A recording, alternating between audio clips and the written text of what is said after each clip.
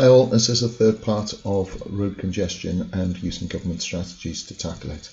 Okay, we're going to have a look at an electronic motoring system. So basically drivers are charged for how much they use their cars. I'm just going to switch it over very quickly so that you guys can see that this is something that our current Chancellor is looking at. The use of road pricing, so basically charging us based on how much we use cars. The key advantages to this, it's very easy to implement.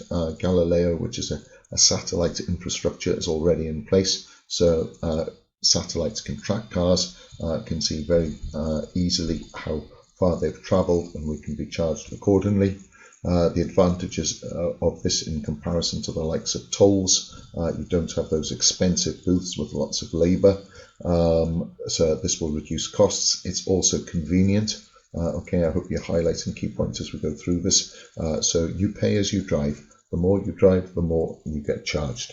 Now, just in terms of downsides, I think you guys know that satellite communication is pretty good, but we don't always have a perfect signal all the time. Things do break down, so potentially there are issues there, and also some people do not like the thought of being tracked. Okay, the government kind of watching where I go and so on. Now, whether or not that's because of genuine concerns, because people are worried about a lack of privacy, or alternatively people are concerned that actually they're doing something they shouldn't be and they could be caught out. They're kind of two very different reasons there. Okay, what I'd like you to do is to move forward within your notes, and could you guys turn please to page 146. So in terms of page 146, you guys, I'm going to ask you to watch these two videos. They're excellent. They're going to describe very well to you how road pricing works in both Singapore and in Germany. Two very different examples. So watch each one, get down the advantages and disadvantages. It'll give you a really good understanding by watching these videos. Okay, it should take you about 6 minutes in total to watch both videos and to get notes down. Okay, so I'll press pause now. The videos will be given to you separately within the chat. Okay, thanks everyone. Okay, hopefully you've watched the videos. If there's anything that you didn't pick up on, then in terms of the advantages, in terms of Singapore, clearly there's much faster travel. The system pretty much pays for itself. Obviously, in terms of the journey time for workers, vastly reduced, which means people have more time to spend with their family. In terms of the disadvantages, well, sometimes people avoid an area that's congested. Okay, and so, sorry, apologies. In this instance, what people might do is they might try to avoid the road pricing system and go on similar or roads close by, and that might add to congestion there. In terms of it costing money, yes, potentially it costs money, but it should lead to a fall in road congestion. Okay, so that's very important that you guys are aware of that, and road taxes also fall. In terms of the German model, now that seems quite advanced as well. Trucks there, and this is on business trucks. Okay, they're charged according to the miles travelled, the amount of emissions they give out, and the number of axles they have. Okay, so how many wheels they have. So they're basically charged according to the damage that they do. It raises a huge amount, 5.5 billion, which is ring fenced. It can only be spent on roads. In terms of the externality, okay, the idea that the principal or the polluter pays, okay, the externality is internalized. The trucks that do most of the damage actually pay for it, which is obviously a fairer system. Not only this, because businesses get charged more if they have higher emissions, it's led to a significant reduction in heavy emitting trucks. So the market system has incentivized businesses to invest in cleaner engines, which is obviously better for the environment. So what looks like a really, really strong policy there. There are no clear disadvantages. Okay, so bear in mind this has been considered in Britain for all road travel. Okay, people who add into congestion at peak times would be charged more. If you are a shopper and you just decide to go in at rush hour, actually you might choose not to now because you're going to be charged more at the busiest time of the day. Okay, so potentially this has got its advantages. People living in rural areas perhaps might be charged less because they're not added into congestion. Okay, so think of this. There are some clear advantages. It doesn't necessarily have to cost more because it can lead to a fall in road tax. Okay, let's push on to our very last strategy. This is about introducing road tolls or congestion charges. So think of the 7 bridge and the road toll that we did have that's now been reduced. Think of the congestion charge. The most famous one is in London. And what effectively is the government trying to do by putting a price on this to cross a road to go into a congestion area? It's becoming more expensive. So you're trying to price vehicles out of that area. Okay, so you're reducing the demand for road space and you're relieving congestion. Okay, pricing people out of the market effectively. Now, could you guys highlight key pros and cons as we go through this? Okay, so the aim is to add to the private cost of motoring. You're aiming to internalise the externality so that the driver, the motorist, pays the full social cost, the private and the external cost of driving their car. As you guys are now aware, if you increase the price, obviously that should lead to a reduction in demand. Okay, so less congestion, and that should also reduce the level of external costs. So traffic speeds up, businesses are more productive, there's less people waiting in terms of to get into school, workers in gridlock and so on. Less accidents, again go back to that diagram that you guys did on page 140 with that town that was really congested, so less accidents, more people using public transport likely to occur, and again if you get people paying according to peak times, then you're going to discourage that travelling at busy times. Also, it can provide extra revenue for the government, which could be ring-fenced for public transport, okay, unless a private provider is running this. Now, there are some downsides to congestion charges and to road tolls. Okay, first of all, obviously if you're a traveller or if you're a business, it's going to increase your costs.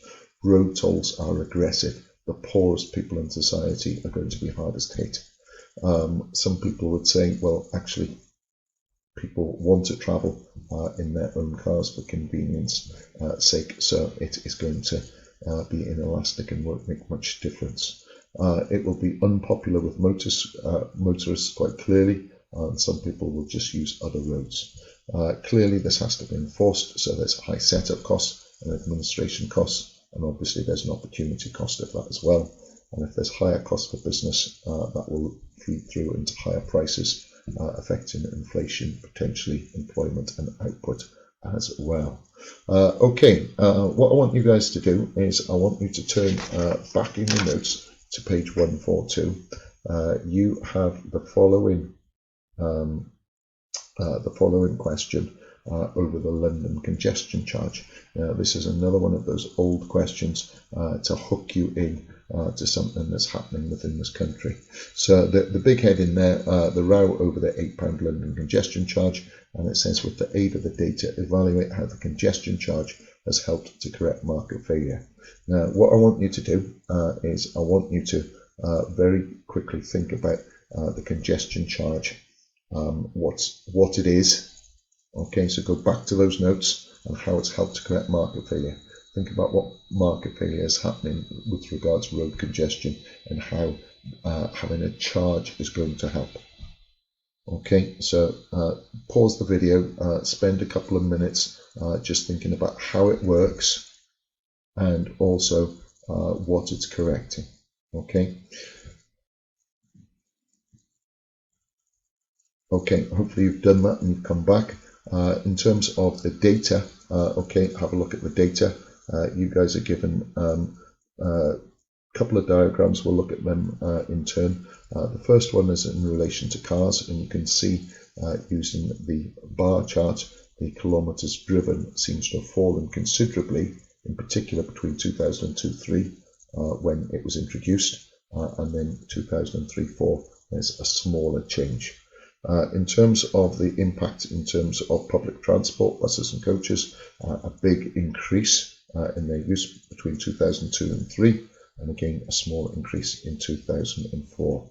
Now, in terms of the profit has been used on various things: public transport, safety, devices, procedures, walking and cycling, and also for freight. So what I want you guys to do is I want you to think why the market was failing initially, and then as a result of the congestion charge, what has happened using the data. Okay, so give yourself around around 8 minutes for this. Okay, 6 to 8 minutes should be plenty. Okay, so use the data, what has happened. Okay, pause the video.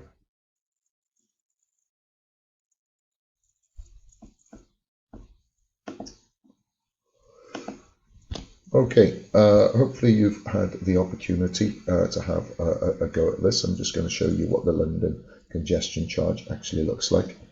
So in terms of this, that dotted area, if you go inside that area, you get charged more. Okay, now what some people might say is it would lead to higher traffic outside of this and so on. So just in terms of how you guys have done, let's have a little look at that. Market failure occurs or has occurred because there's inefficient allocation of resources. There's over consumption of road space. There's an external cost clearly as a result of this. And so in terms of how it works, to reduce demand, congestion charge has internalized the externality. It's raised the price so private motorists pay the cost of their congestion, CO2, etc., that they create. Now, in terms of the use of data, what happened? Well, the kilometers driven down, and particularly in the first year of the introduction of the congestion charge, as well as increased use of buses and public transport over that time. So make sure that you explain that. You can also have a look at how that I'll come back to that. In terms of the key evaluation, the effects of the congestion charge become less evident over time. So most people change their habits initially and move to public transport between 2002 to 3. Thereafter, the impact is less obvious. However, it has kept all those initial cars off the roads as well. Now, just in terms of other points that you could have included in terms of other forms of market failure, public transport will reduce CO2 emissions and congestion. Road safety devices obviously lead to less accidents and less NHS spending, and walking and cycling facilities lead to a more environmentally friendly level of transport as well. Okay, so I hope you guys picked up on that. Just in terms of your session, let me just check the clock here a second. Just in terms of this, I just wanted to throw something at you. How would you feel about if the government said every other house, to cut pollution, what we're going to do is we're going to have every other house can use their car on a said day. So all houses ending in 1, 3, 5 odd numbers can use their cars on a one day, and on another day all even cars can. Okay, lots of you will think that's madness. Actually, in terms of this, it is already happening. Okay, so Paris did this because of the level of congestion. Okay, how about